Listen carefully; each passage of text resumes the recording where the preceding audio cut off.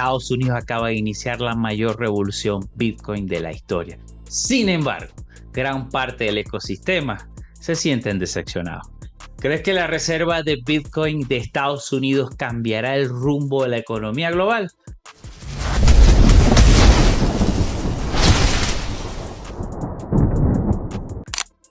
Comenzamos con el gran anuncio.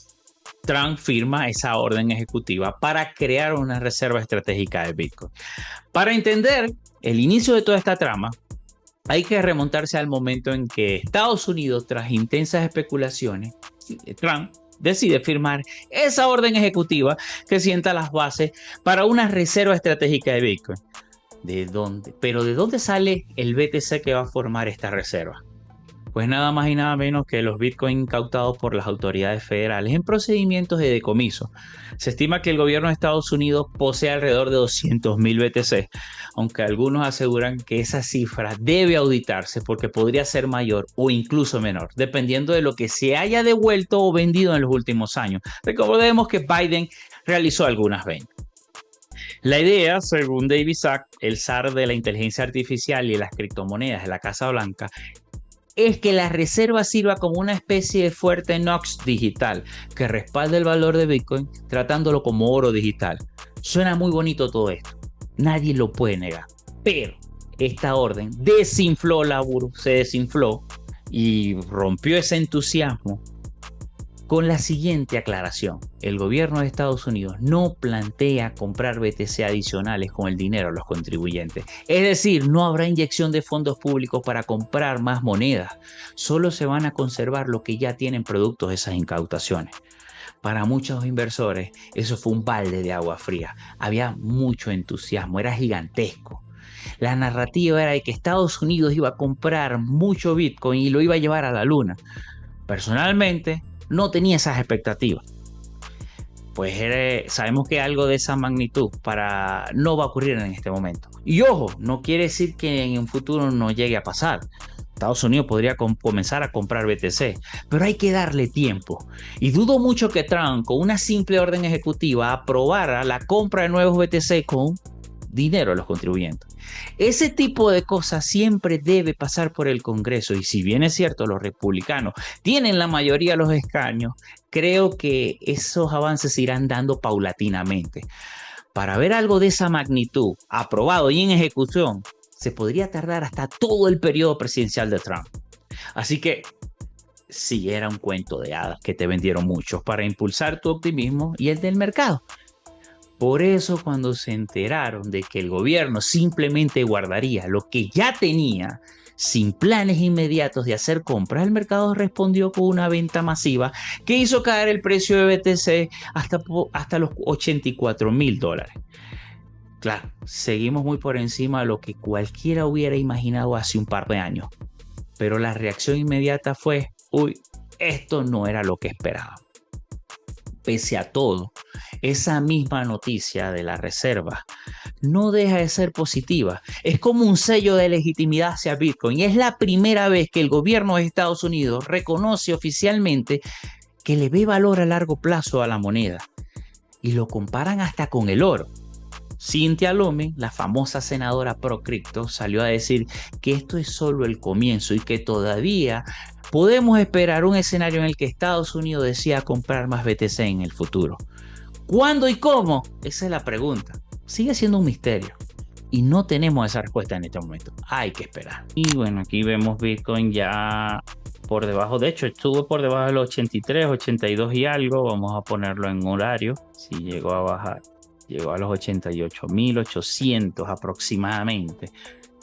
Bueno, que vemos aquí el Wyckoff, cómo se está armando. Puede estar dentro de esta zona, sigue estando en la trampa para oso. Si bien es cierto, esto puede ser tomado como un spring, ha sido una zona de absorción de liquidez automática del precio que lo impulsa nuevamente a retomar este nivel de soporte. Hay que ver si esta caída también es absorbida por el mercado.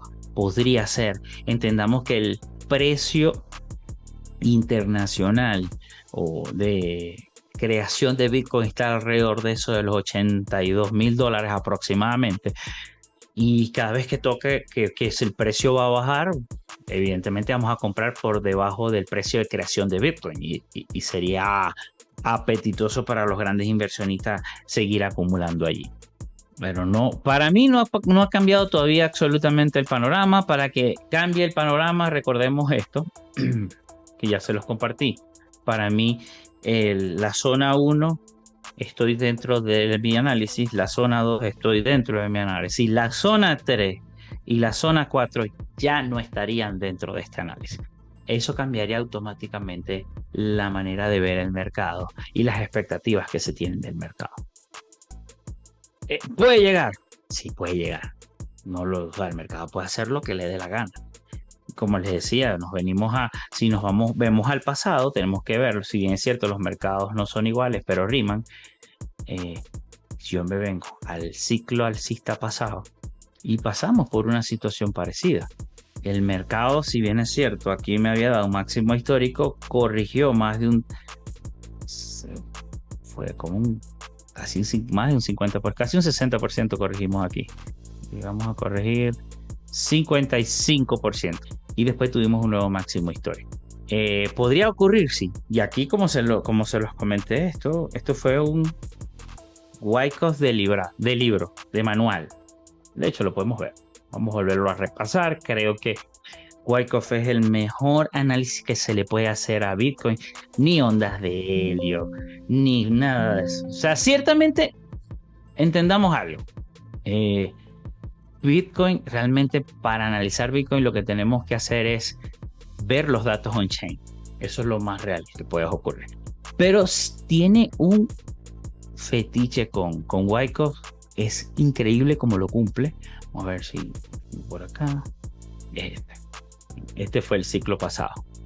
El ciclo pasado me hizo, luego de una distribución de Wyckoff, me hizo inmediatamente una fase de acumulación. Esto fue en el ciclo pasado. Si me sigues desde esos años, ya esta gráfica la habías visto. Esta gráfica, porque fue la que nos hizo anticipar la caída del mercado. Y de hecho, cuando estábamos por aquí, el movimiento para cumplir con la distribución de Wyckoff, lo había dicho en su momento en el grupo, era los 30.000. Cayó un poco por debajo de los 30. Creo que llegó a estar en los 28 aproximadamente. Y luego hizo una acumulación de manual con un sprint, un SOS. Y bueno, la tendencia alcista que me llevó a crear otra distribución de Wyckoff de manual. La última venta que hicimos fueron en $67,000 aproximadamente. Y ahí, bueno, prácticamente ya estábamos de salida en el mercado. Nos quedaron obviamente algunas monedas porque nunca vamos a ver el pico del mercado, pero ya la mayoría nos habían dado profit. Y después que cae el mercado, sumado a eso, tuvimos también el noviembre otro dato fundamental importante, que fue el Jackson Hole, que nos indicaban que iban a comenzar, donde Powell dijo que iban a comenzar a subir tasas de interés. Inmediatamente el dinero de la renta variable comenzó a migrar a la renta fija. Uno, para refugiarse de la corrección de los mercados, y dos, para empezar a aprovechar esa renta fija al momento en que empezaran a subir tasas de interés. Y así fue. El mercado cayó, evidentemente fue manipulado, como pudimos notar, el quiebre de FTX que estuvo involucrado, un Citadel, una filial de BlackRock, una compañía de BlackRock que hizo una manipulación en el mercado dentro del sistema del protocolo Terra Luna, que lo rompió su algoritmo y hizo que automáticamente se cayera el ecosistema. Y eso arrastró muchas cosas, porque si se recuerdan, en aquel momento había algo que se llamaba Anchor Protocol, que era un protocolo DeFi que daba aproximadamente el 22% creo que anual de rentabilidad, algo completamente absurdo. Y ese tipo de cosas así no podemos caer en esas trampas, y obviamente ellos lo sabían. Era insostenible el pago del 22% anual sin hacer absolutamente nada. Eso no ocurre, señores, eso no ocurre. Y en moneda estable, sin riesgo teórico, no funciona así el mercado. Cuando eso ocurre, huyan porque es raro. Evidentemente, esto lo sabía Citadel, compró UST y compró, bueno, no, se puso en corto en Luna.